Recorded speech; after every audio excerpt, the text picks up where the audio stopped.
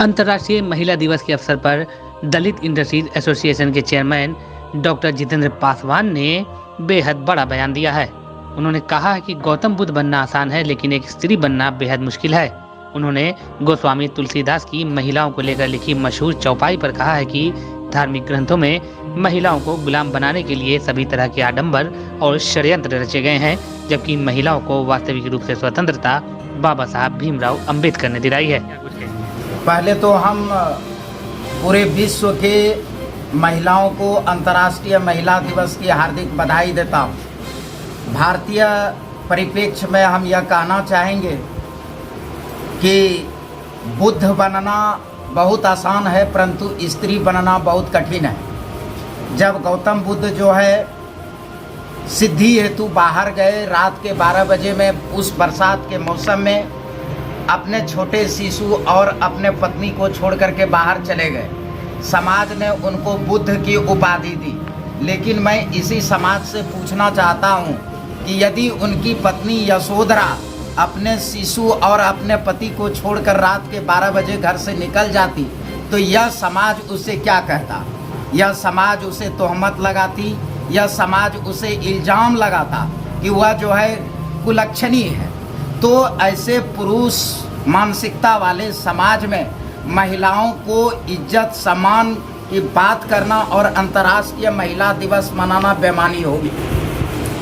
गोस्वामी तुलसीदास ने पूरे रामायण में सीता, राम और लक्ष्मण की व्याख्या किया, लेकिन उर्मिला के बातों को उन्होंने छोड़ दिया, क्योंकि 12 बरस तक जो है उनका 14 बरस तक लक्ष्मण जी अपने पत्नी को छोड़ करके तुलसीदास जी ने उनके लिए एक शब्द नहीं कहा। सारे जो है आडंबर और पाखंड और महिलाओं को गुलाम बनाने का षड्यंत्र जो है धार्मिक ग्रंथों में दी गई है, चाहे वो कोई भी धर्म हो। उन्होंने महिलाओं को स्वतंत्रता प्रदान नहीं किया है। महिलाओं को स्वतंत्रता प्रदान किया सिर्फ और सिर्फ बाबा साहब भीमराव अंबेडकर ने।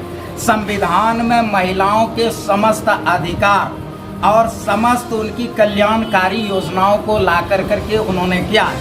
रही बात तुलसीदास जी की, तो तुलसीदास जी खुदा ही जो है उनको औरत ने जो है घर से निकाला कि तुलसी नारी कहे तुलसी से सुन पति वचन हमारी, जितना नेह कियो हमसे उतना नेह श्री राम से कीजिए।